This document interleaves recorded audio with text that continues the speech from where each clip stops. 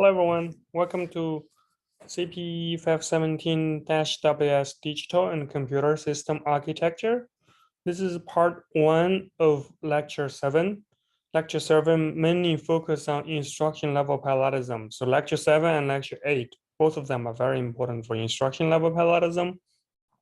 But before we go to there, let's first look into hazards. Okay. So some logistics. We adopted slides from David Patterson, Shane Napsty, Howie. All the credits goes to the original authors and all the errors are mine.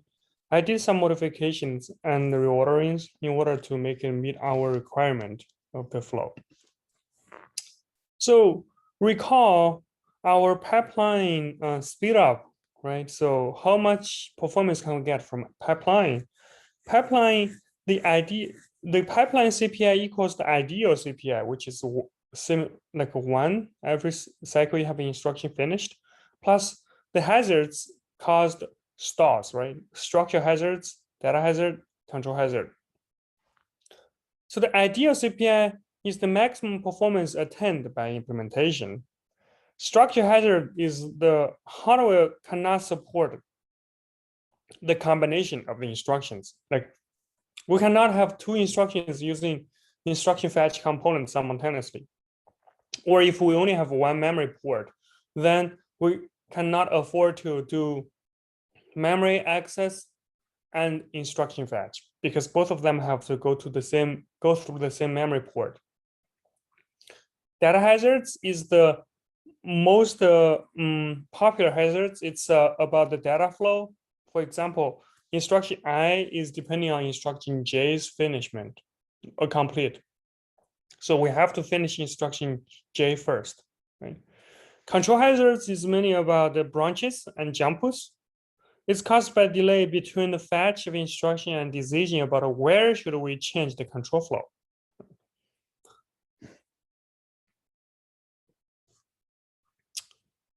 Instruction level parallelism overlaps the instruction to gain better performance. This is gained automatically. Like the programmers does not have to do anything. You just have to give me the serialized stream of instructions. Then the hardware or the software gonna do their job to automatically improve the performance by overlap the execution of the instruction.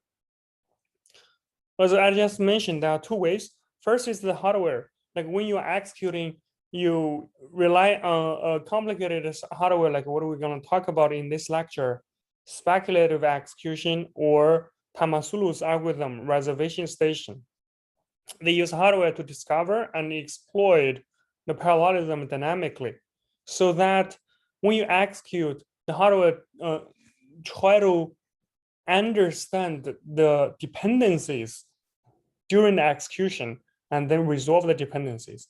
Well, the software technology is like a proactive technology because before you execute it, the software is gonna actually make sure or figure out the dependencies and try to improve the performance by dealing with the dependency and improve the parallelism.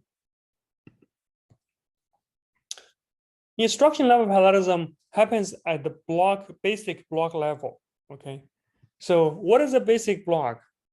A basic block is a straight line of code sequence with no branches in except to the entry and no branches out except at the exit. So a basic block is you have only 1 entry and 1 exit. In between, there's no entry, no exit. So, or we say a basic block does not have branches inside of it, right? Average branch frequency is about 15 to 25%. That means every 4 to 7 instructions, we're going to have a pair of branches. So the basic block size is then 4 to 7 instructions per basic block. So typically, or the easier way to improve the instruction level parallelism is by dealing with intro basic block parallelism, which we're going to talk about in reservation staging, in Tamasulu's algorithm, when you have a 5-stage pipeline, because branches is very non-deterministic. However, to obtain substantial performance enhancements, we do have to consider improving performance across basic blocks, right? The simplest loop level parallelism to exploit parallelism is about loop unrolling, which we're going to talk about in the next part of this lecture. Okay, like for example, in this instruction, we can probably unroll in this loop. This contains 1,000 iterations. We can probably unroll this loop so that we have more larger basic block, right? Yeah, as what I mentioned, exploit loop level parallelism through unrolling loops, either by dynamic or branch prediction, or static, like loop unrolling of compiler, right? Well, third way is the vectorization. It's similar like loop unrolling. It's a consequence of loop unrolling. After you do loop unrolling, you do vectorization. Clearly determining the instruction dependency is very important for us to achieve loop unrolling optimizations. If two instructions are parallelizable, they can be executed simultaneously in a pipeline of arbitrary depth without causing any stalls, assuming there's no structure hazard, because structure branch hazard is already being assumed here. If they have dependencies, there are no parallelism and must be executed in order, because these two instructions are dependent on each other. So, okay, we mentioned about three hazards: data hazard, structure hazard, and the control hazard. Let's take a look. What are they, right? Here in this code block, right, instruction I and instruction J, assuming we add R2 on R3 and write the result to R1, and then the second instruction J, subtract R3 from R1 and put the result into R4. Instruction J tries to read before instruction I writes, then that would have a problem, right? Because instruction J is depending upon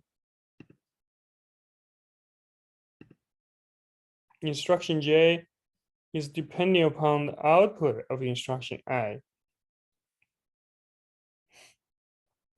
So this is a true dependency. We have to preserve the execution order. Basically, instruction I has to be finished earlier before instruction J, or we do data forwarding after we have the result, the true result of R1 in the register file. Or we could also have chain reaction, like if instruction K is depending upon, for instance, instruction K, if it is a multiplier,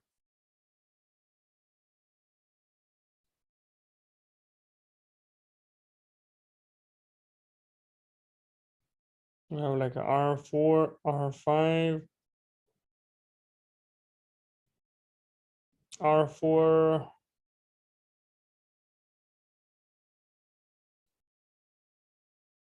R6. If we have this kind of instruction dependency, like K depends on J, okay, depends on J, and J depends on I, then there's a chain reaction. So we can also say K is depending on I, right? So if the two instructions are data dependent, they cannot be executed simultaneously, or at least they can probably overlap some steps, right? But they cannot completely overlap. Some portion of them can be. Right? Data dependency instruction sequence. So if you have data dependencies in data sequence, the execution order or the completion order has to be preserved. If data dependency caused a hazard in the pipeline, we call this kind of hazard as read after write. Right? This is read Instruction J is a read. And then instruction I is a write.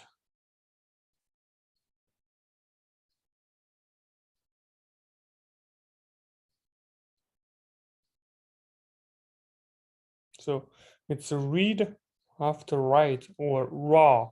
Call it this raw, right? Hazard. Data flow is actually very important concept. We have two flows. One is data flow, one is control flow. Data flow is how the data value flows across instructions. The data value, so you can think of R1 is like the cup, okay, a cup. This cup is used to hold some value, right? And then you use the same cup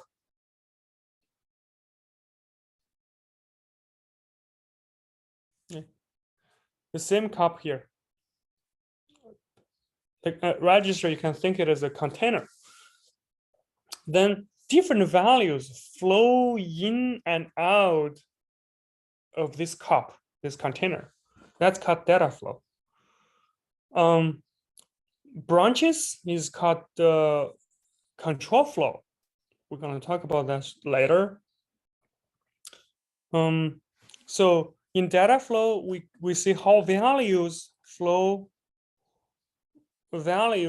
across instructions of that container. Some of them produce the value, some of them consumes the value, right? So like this instruction, adder instruction, put some like water in this cup, and other instructions might just drink the water, right? That's called producer and consumer. So how this flow is produced by one instruction and then consumed by another instruction and then probably overwritten by another instruction. So in this case, for example, we have a branch instruction here. This makes it more complicated. So it could be without this branch instruction, the adder instruction and the subtraction instruction might have both of them use the cup to contain some water, right? But if we have the branch instruction here, it might be depending upon either the adder instruction, like the or instruction, it depends upon either the adder instruction or the subtract instruction. Okay. So the branch make the flow dynamic. The cup could be from different sources, right? Or the consume or the producer. Who is the producer can be changed based upon the control flow in this case. So we must preserve the data execution order in order to figure out who is the consumer, who is the producer, either the D at U R1, R2, R3, or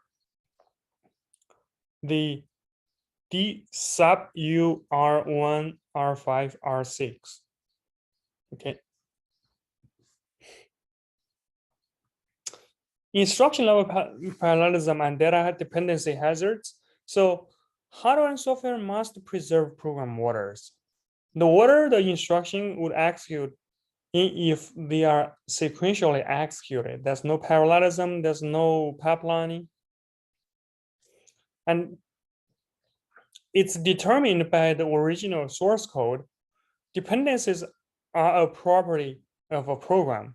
The presence of dependency indicates the potential of hazard. Okay, hazard is a consequence of dependency, but actual hazard and length of any stall is a property of the pipeline.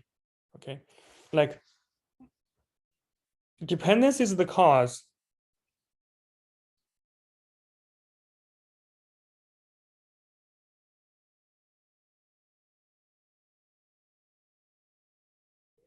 And this could be the result the intermediate result. Okay. Hazard is the intermediate result. And then the final result is the stalls, right?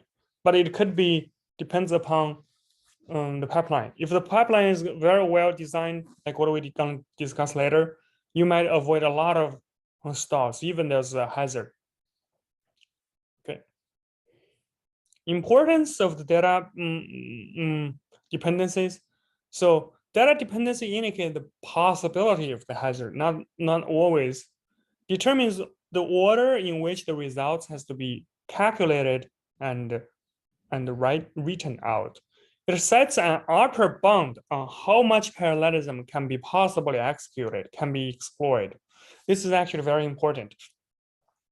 So this actually somehow hints us the limitation of instruction level parallelism. Or we say instruction level parallelism is automated parallelism, right? You don't have to, as a programmer, you don't have to do anything. You write a program, you throw it into the pipeline, and then the instruction level parallelism helps you to exploit the parallelism. But actually, the data dependency set a limit on that. There are two ways of exploiting parallelism. That is hardware way or software way. The second dependency and third dependency are name dependency. The name dependency by the name of this dependency, like name dependency, right? It means two instructions using the same register, and this causes a problem. There's no flow between those two instructions, right? It's just they share the same cup. That's the reason. For instance, write after read. This is write after read. You read R1 first, and then you write R1. This could be a problem right after read, right? This could be a problem because if we do some sophisticated manipulations, then, for instance, instruction J finishes earlier than instruction I, then there will be a problem because maybe instruction I read some results from instruction J, right? We call this anti-dependency. The reason of this is we reuse this cup, but there's no flow from instruction I to instruction J, which is different from instruction J to instruction K. Instruction K consumes the results from instruction J. This is a true dependency. Well, if instruction I uses R1 and instruction J also uses R1, but there's no value flowing from instruction I to instruction J, we call this as anti-dependency. The second name dependency is output dependency. Write after write. Like instruction I write something to R1, instruction J also write something to R1. This results from the results of name of R1, right? So we call this write after write dependency. So for both name dependencies, like anti-dependency and output dependency, these can be solved by register renaming. Like I give you different register R5, right? Then there's no problem anymore. So here I also can give you R5. But when you do R5, then you also want to trace back to rename the producers of the prior R1, right? So this can be done either by compiler or hardware. Then we go to another dependency, that is control dependency. Every instruction is control dependent on some set of branches. And in general, these control dependencies must be preserved to preserve the program order. Like in this code snippet, like you have S1 is depending on P1, S2 is depending on P2. Right. Well, control dependency can be ignored as what we mentioned earlier. If we can ignore so without affecting the correctness of the program. For example, we have the delay slots idea in 2 lectures ago. So basically what we do is we ignore this. We can assume it's taken or not taken. Let's see, assume it's taken, then we go execute next instruction. We can do that if we predict it as taken, but actually it's not taken, right? In that case, if we do that, there's no error. The correctness is preserved. However, there are 2 properties that are important for program correctness. That's exception behavior, and data flow. So by doing so, we don't affect the correctness in terms of first, exception handler, second, data flow. Like here, data flow is this example, right? So, so we can just assume this is taken no matter what. So we do this, but actually this kind of affect the correctness because this instruction updates R1. Then that's a problem. If we assume this is taken or not taken, it does not affect the correctness of the program, then we can do that. Okay, I guess that's it for part 1.